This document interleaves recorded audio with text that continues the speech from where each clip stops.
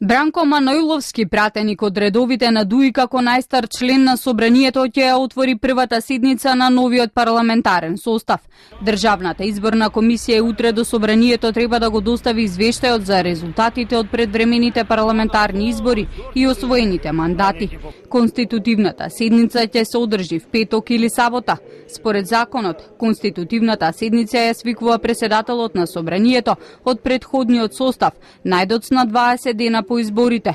Доколку не се закаже седницата во законскиот предвиден рок, пратениците сами се состануваат и го конституираат Собранието на 21-виот ден од денот на изборите.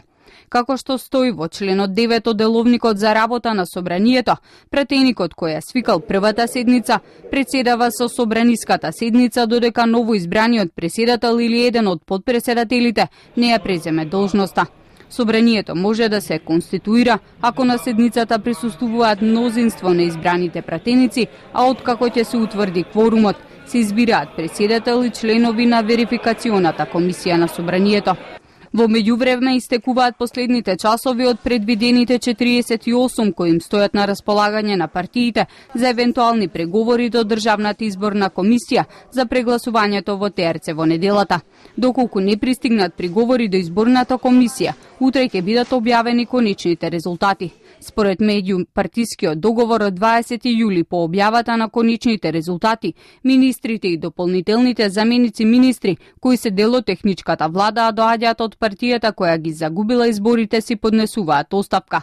Според резултатите, ВМРО ДПМН освои најголем број гласови и пратенички места, што значи дека министрите од СДСМ, Оливер Спасовски како министер за внатрешни, Фросина Ременски која раководеше со Министерството за труд и социјална политика, Љупчо Николовски, дополнителен заменик министер за земјоделство, Александар Кирацовски, дополнителен заменик министер за информатичко општество и јавна администрација, и Кире Наумов, дополнителен заменик министер за финансии, утре треба да ги достават своите оставки. Со ова престанува и работата на сите вработени во овие министерства, кои се кадровски решенија на министрите и дополнителните заменици и министри од редовите на социјалдемократите. До изборот на новата влада, министерските функции ќе ги извршуваат замениците министри.